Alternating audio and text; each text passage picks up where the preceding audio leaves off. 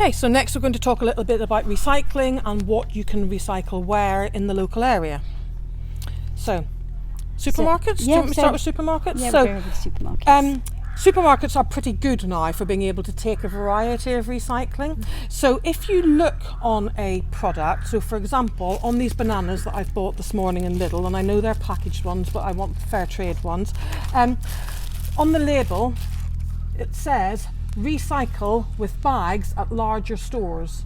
If it says that, it means you can just put it in the bag recycling, so where you would recycle carrier bags. Anything with that label can then go into the same one. So that actually includes things like this, the wrapping that you might get around hoops and beans, that sort of thing. It's all kind of soft and stretchy, isn't it? Soft, kind of stretchy plastic. It as, Sometimes it's a bit hard, but you can be guided by the symbols. If it says very clearly on it, not yet recycled, then probably just don't put it in, or at least for the moment, unless you were sure. But certainly at Sainsbury's Kempshot, they have some large orange bins in the car park where you can recycle all kinds of hard plastics that aren't taken by the council. So anything like this, the trays that you might have got mushrooms in, or a pot that maybe hummus came in and so on, all of those plastics, they do need to be clean. They can't take black plastic, and they can't take meat trays, and they don't take like children's toys and things like that. But there's quite a clear list on the 2 bins of what they can and can't take, and there's more information on our Facebook group. But these kinds of hard plastics that build up really quickly because plastics are bulky, can be recycled there. This is here for a different reason, and I'll come back to that. This is to do with council waste. So Susie's going to talk a little bit about some of the more awkward items. Yeah, so some of the more awkward items you're able to send to a company called TerraCycle, and they have various drop-off points around the area. Some are a bit further away than others, but we have a good amount, I think, in the area, so we can, I know somewhere where I can take my crisp packets. And St Leonard's Church Office, when it's open again, once COVID restrictions allow, St Leonard's can take the crisp packets as well. Right, okay, good. And there's various other pieces, so they can take confectionery wrappers, biscuit snack wrappers. I mean, they do have a website, and they have a lot of things. I mean, you can see here on this page, I don't know, there's 9 items, and I've got several pages worth here. They're introducing new schemes all the time. They have pet food and baby food pouches, and some toothpaste tube stuff and different things. So some of them are not terribly handy. It's sometimes good to link up with a friend and say, or if you know you're going to Reading for the day, sort of think, oh, well, I could drop these things off in Shinfield on the way past, and so on. With the crisp packets, my family, I don't eat a lot of crisps, but the rest of them do. I keep a bigger packet, and then I use that to shove all the small packets in, and it's quite space saving, so you don't end up having crisp packets taking over the entire kitchen. Doesn't include these ones. These ones I save up because, again, there is a TerraCycle scheme for Pringles cans. One of my sons loves Pringles, so they take over a corner of the garage for a while until I find somebody who's perhaps going that way, or we're going that way, and I can take them to a TerraCycle.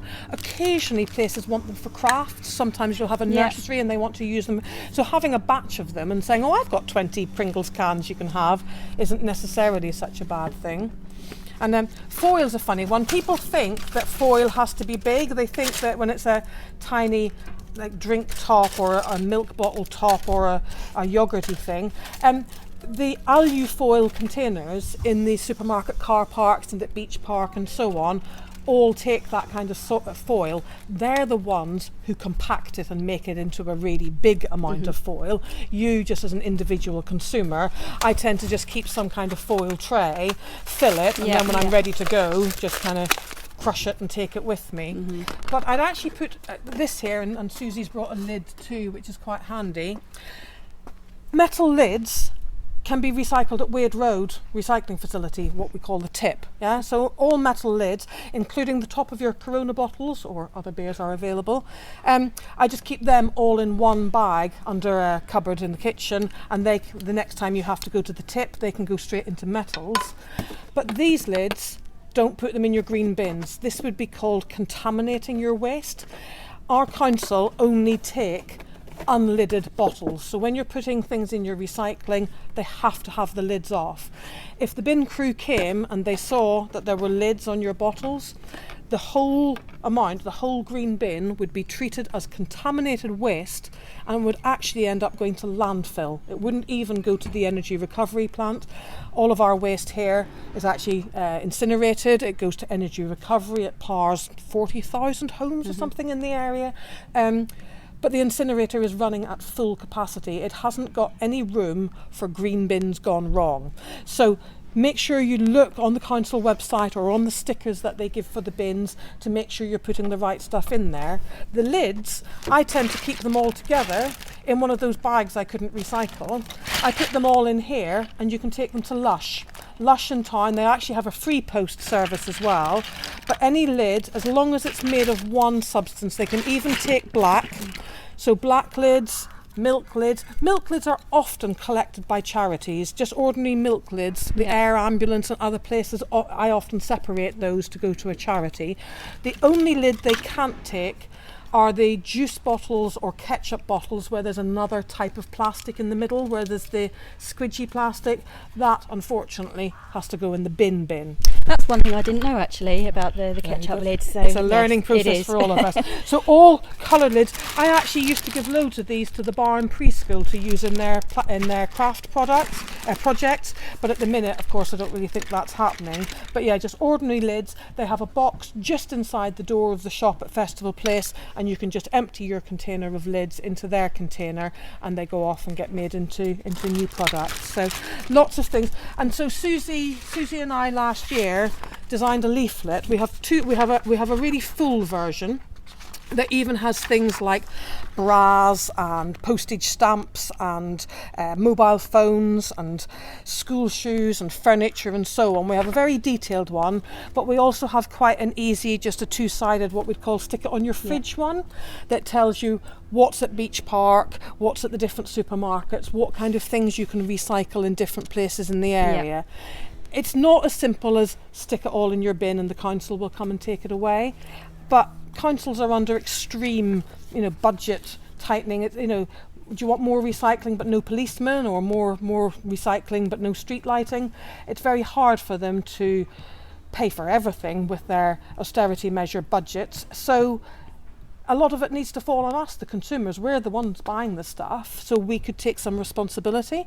So you can link up, you, me and Carolina quite often link up and say, anybody going to Morrison's or anybody going to Sainsbury's, and we would take recycling for another person. Obviously you have to be quite careful in these current climates, but the Tetra Packs as well, they go to Wade Road. There's a bin at the tip that has Tetra Packs, and they also take like the Slush Puppy or McDonald's milkshake cups, like coffee cups, they take those as well.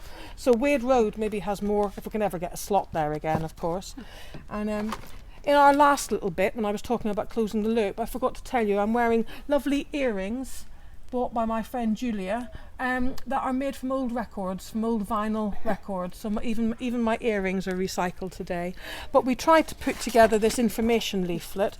We can't guarantee that everything is open during COVID, but most of them are. Unfortunately, I know both of us, you've seen it at Beach Park and I've seen it at Sainsbury's, really, really badly abused. I think we'll be lucky to keep them. When I was there were solar panels, there was a plasma TV, there were bin bags awful. filled it's an absolute with mess, books isn't it? that could have gone to a charity shop. Somebody had stuck a fridge freezer in Beach Park, So I think we all need to, just have a conscience and try to do what we can to reduce how much we use, and then think about the waste that we're creating and what we can do to minimise it or make sure it goes to proper recycling channels. Yeah. I hope today has just given you a bit of an idea to just have a real think about all how you can make some simple swaps. It's and that it's just not too difficult to do really. And we do have things locally where we're able to do our recycling, and I think generally it's a bit easier. And once you start doing it, it becomes second nature. You wouldn't go back. Once you're in the habit of folding your crisp packets and putting them somewhere, or washing out your plastics to put them in plastic, once you're doing it, it really does become second nature. Yeah, I think it is just forming new habits really, isn't it? It may take a while, but just start somewhere really. Okay, thank you for watching. Thank you.